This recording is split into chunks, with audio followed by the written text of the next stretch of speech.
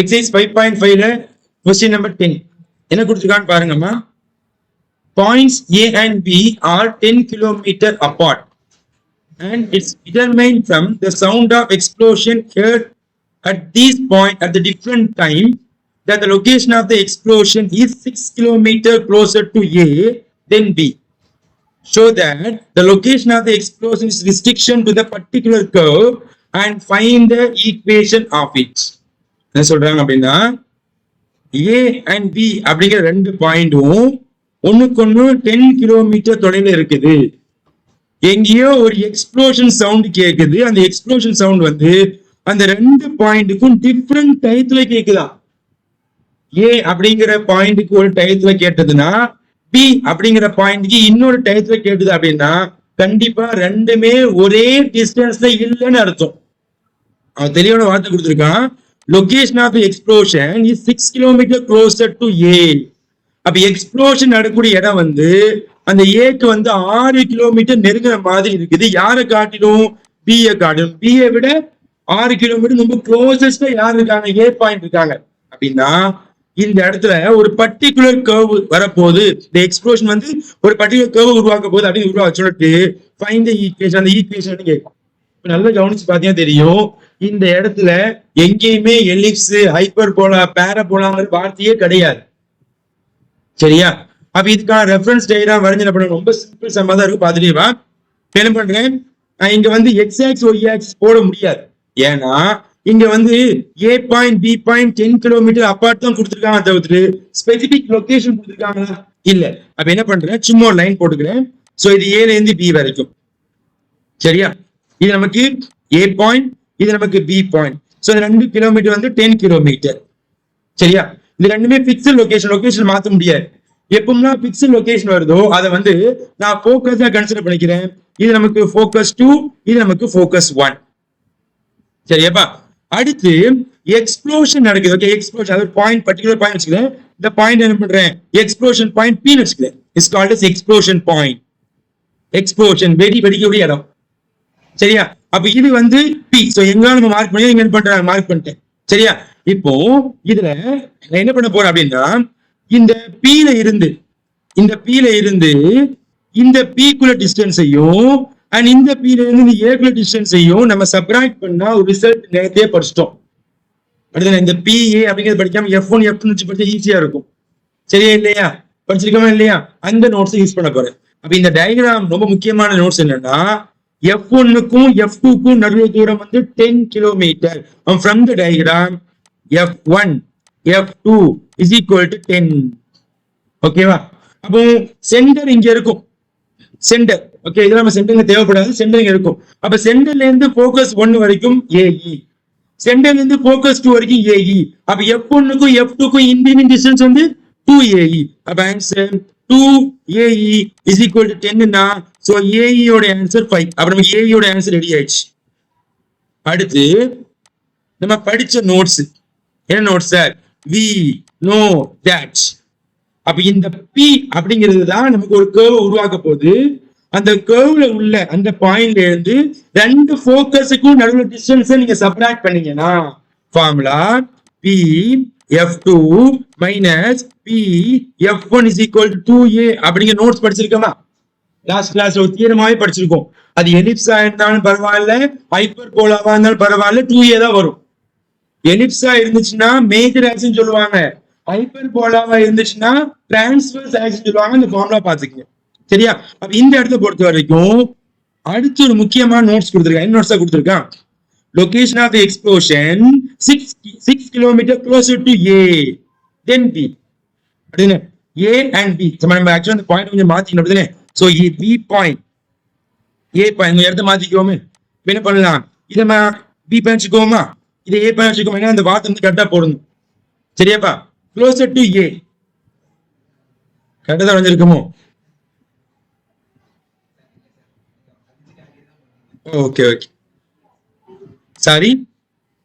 So இப்போ இங்கதான் நமக்கு ஏ, இங்க நமக்கு பி. ஓகே, இப்ப கரெக்ட் தானப்பா? நான் வந்து கொஞ்சம் பண்ணிட்டேன், ஒன் பண்ண மறுபடியும் அதே எழுதிட்டேன். சரி ஓகே, ஏபி. இப்ப இந்த இடத்துல இந்த பிஏக்கு உள்ள டிஸ்டன்ஸ் அப்படிங்கிறது ஏபி என்ன டிஸ்டன்ஸ் இருக்கோ அதை விட 6 கிலோமீட்டர் கம்மியா இருக்குதான். அப்போ இந்த பிபிக்கு டிஸ்டன்ஸ் எக்ஸ் வச்சுக்கிறேன், எக்ஸ் வச்சுக்கிறேன், தெரியாது, பர்ஃபெக்ட் தெரியாது. அப்ப இந்த டிஸ்டன்ஸ் சொல்லலாம் எக்ஸ் மைனஸ் எக்ஸ் சொல்லுவியா, சொல்லுவே இல்லையாப்பா? இங்க அப்ளை பண்ணுவோமா? PF2 answer x minus of PF1 answer x minus 6 is equal to 2a. உள்ள மைனஸ் கொடுத்துறேன். அப்ப x minus x plus 6 is equal to 2a. அப்ப ரெண்டையும் கட் பண்ணா 2a இஸ் ஈக்குவல் டு 6னா a equal what is answer பா 3. அப்ப a ஓட ஆன்சர் ரெடி ஆயிடுப்பா. சரியா? இப்ப a தூக்கி நான் முன்னாடி ஈக்குவேஷன் அப்ளை பண்ணிடுவோமா? e கிடைச்சிடுமா? substitute a in ae. ஓகேவா? அப்ப a e is equal to 5 ஆமா? அப்ப a 3, e ஓட ஆன்சர் e தான் 5. அப்ப e is equal ஆன்சர் 5/3. அப்ப 5/3 அப்படிங்கிறது greater than 1 தானேப்பா? அப்ப greater than 1னா இந்த பாயிண்ட் பர்టిక్యులர் எந்த இடத்துல இருக்கும்பா? Hyperbola. therefore it is hyperbola. சரியா? it is hyperbola. அப்ப ஹைப்பர்போலாவோட ஈக்குவேஷன் தான் கண்டுபிடிக்க போறோம். அப்ப ஹைப்பர்போலா ஈக்குவேஷன் இங்க யார் வந்து டிரான்ஸ்வர்ஸ் ஆக்சிஸ் அப்படின்னு தெரியாது, எக்ஸ் வச்சுக்கிறேன். அதுக்கு நமக்கு பி ஸ்கொயர் வேணுமே இல்லையாப்பா? அப்ப இந்த ஃபார்முலா படி நான் we know that b square கண்டுபிடிக்கிறேன். சோ b ஸ்கொயர் ஃபார்முலா என்னப்பா? a square e square minus 1. இது உள்ள கொண்டு மல்டிப்ளை பண்ணிருப்பா. a e the whole square minus a square is equal to a இங்க இருக்குதாப்பா? ஸ்கொயர் பண்ணிருப்பான். 25 மைனஸ் a ஓட ஆன்சர் 9. சோ ரெண்டையும் கழிச்சா ஆன்சர் 16. அப்ப b ஸ்கொயர் ரெடியா? நம்ம a ஸ்கொயர் பண்ணி a ஸ்கொயர் ரெடியா இருக்குமா இல்லையா? therefore நம்ம தேவையான equation of the hyperbola formula x square by a square minus y square by b square is equal to 1. That implies x square by a square 9 minus y square by b square 16 is equal to 1. So இதான் நமக்கு தேவையான equation of the hyperbola. Example sum 5.40. Two coastal guard stations are located 600 km apart at a point A and B. அப்படின்னு கொடுத்தாங்க. Okay, so இங்க என்ன கொடுத்துருக்காங்கன்னா, so 2 coastal card கொடுத்துருக்காங்க. அதோட ஸ்டேஷன் வந்து ரெண்டுக்கும் நடுவில் டிஸ்டன்ஸ் வந்து 600 கிலோமீட்டர் கொடுத்துட்டு ஏ அப்படிங்கிற பாயிண்ட் ஒரு ஸ்டேஷனும் பி அப்படிங்கிற பாயிண்ட் வந்து நமக்கு வந்து இன்னொரு ஸ்டேஷன் இருக்குமா கொடுத்துருக்காங்க. Distance signal from ship at B. Okay, அப்போ ஷிப் எங்க இருக்குன்னா பி அப்படிங்கிற லொகேஷன் இருந்து என்ன பண்றாங்க, சிக்னல் அனுப்புறாங்க. Received a slightly different time. நல்ல வார்த்தைகள், received slightly different time by 2 station. அப்ப அந்த 2 ஸ்டேஷன்லயும் அந்த சிக்னல் ரிசீவ் பண்ண டைம் வந்து கொஞ்சம் வித்தியாசப்படுதுன்னு சொல்றாங்க. சரியா? It's determined that the ship is 200 km further from the station A. ஏல இருந்து 200 கிலோமீட்டர் ரொம்ப தூரமா இருக்கு. எதை கம்பேர் பண்ண சொல்ல? From the station B. அப்ப இங்க யார் ரொம்ப பக்கத்துல இருக்காங்க? B தான் பக்கத்துல இருக்கு. A வந்து அதை விட 200 கிலோமீட்டர் கூட இருக்குது. Determine the equation of the hyperbola. இந்த தெளிவா கொடுத்துட்டோம். ஹைப்பர்போலா வார்த்தையே கொடுத்துட்டான். சரியா? And that passing through the location of ship. அப்போ அந்த பாயிண்ட் பி, அந்த பாயிண்ட் வழியா போகக்கூடிய அந்த ஹைப்பர்போலாவுடைய ஈக்குவேஷனை கண்டுபிடிச்சு எனக்கு என்ன பண்ணுங்க, ஆன்சரா கொண்டு வாங்க கேட்டிருக்காங்க. அப்ப இந்த இடத்துல டயக்ராம் நம்ம கண்டிப்பா என்ன பண்ண வரையணும், அப்படினால ஈஸியா புரியும். இது எக்ஸ் ஆக்சிஸ், இது நமக்கு ஒய் ஆக்சிஸ். சரியாப்பா?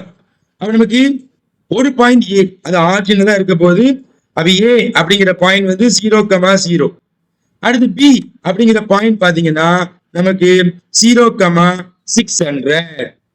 அப்ப 2 பாயிண்ட் பண்ணிருச்சா? அப்ப ரெண்டுமே பிக்ஸ்டு ஸ்டேஷன்னால ஒரு பாயிண்ட நான் ஃபோக்கஸ் 1 ஆகும், இன்னொரு பாயிண்ட நான் ஃபோக்கஸ் 2 மார்க் பண்ண போறேன். அப்ப இது வந்து ஃபோக்கஸ் 1 மார்க் பண்ணிக்கிறேன், இது ஃபோக்கஸ் 2 மார்க் பண்ணி ஃபார்முலா மட்டும் மாறும். சரியா இல்லையா? சரி, அடுத்து நமக்கு ஷிப் இருக்குமா இல்லையா? சோ இந்த ஷிப் வந்து சும்மா நான் அப்ராக்சிமேட் இங்க தான் வைக்கிறேன்னா இதான் பி பக்கத்துல இருக்கு அப்படியே. சோ இது ஷிப் பின்னு வச்சாச்சு. ஓகேவா? Ship B. இப்ப அடுத்து நீங்க கவனிச்சு பாத்தீங்கன்னா இந்த ஷிப் பில இருந்து பிக்குள்ள டிஸ்டன்ஸையும் அண்ட் பில இருந்து இந்த ஏக்குள்ள டிஸ்டன்ஸையும் கழிச்சா எப்பவுமே 2a தான் வரும். அது நமக்கு வந்து ரிசல்ட்டா இருக்கு. அடுத்து இந்த ஏக்கும் பிக்கும் இன் பிட்வீன் டிஸ்டன்ஸ் வந்து நமக்கு 600 கிலோமீட்டர். அப்போ இங்க வந்து ஏ பி அப்படிங்கிறது கோஆர்டினேட் சிஸ்டம் கொடுத்ததுனால கண்டிப்பா இந்த ரெண்டுக்கும் நடுவுல ஒரு சென்டர் சி நமக்கு வரும். அப்ப சென்டர் சி நம்ம கண்டுபிடிக்க போறோம். சரியா இல்லையா?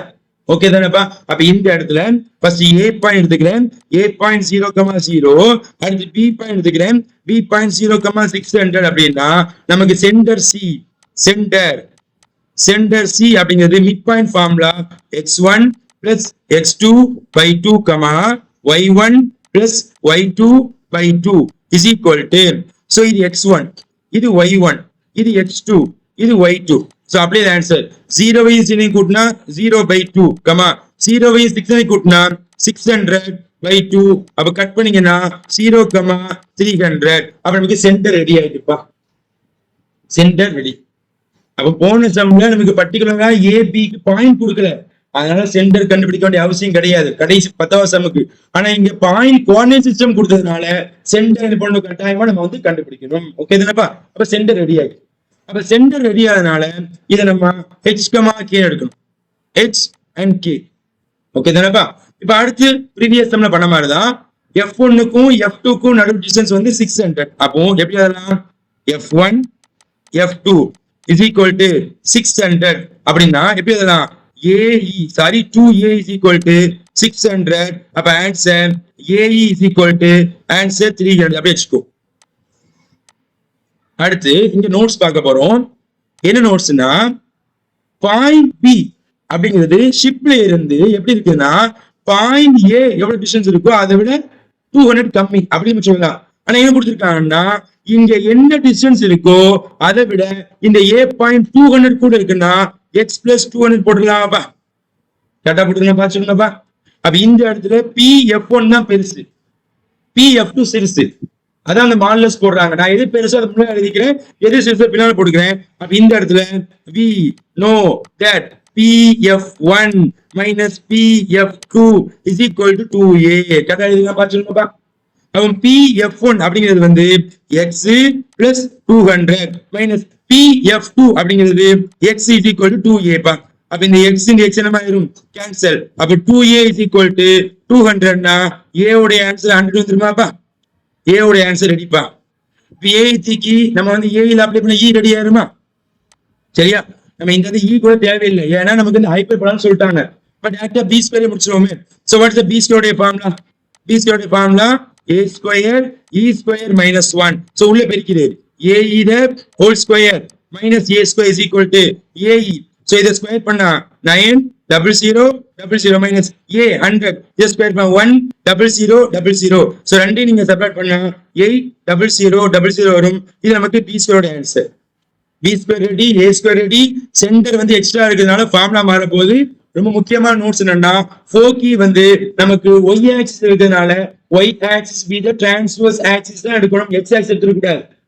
சரியா இல்லையாப்பா? அப்ப இந்த இடத்துல y axis be the transverse axis, y axis be transverse axis. Formula y minus k the whole square by a square minus x minus h the whole square by b square is equal to 1. That implies y minus, so k oda answer 300 the whole square by a square. இது square பண்ணினா நமக்கு 10000 வரும். Minus x minus, அதாவது minus வந்து இங்க 0 க்கு தேவையில்லை, டைரக்டா x ஸ்கொயர் போடலாம். டிவைட் பை b ஸ்கொயர் வந்து 80000. so equal to 1. so இதான் நமக்கு தேவையான ஈக்குவேஷன் ஆஃப் த ஹைப்பர்போலா. இதான் நமக்கு தேவையான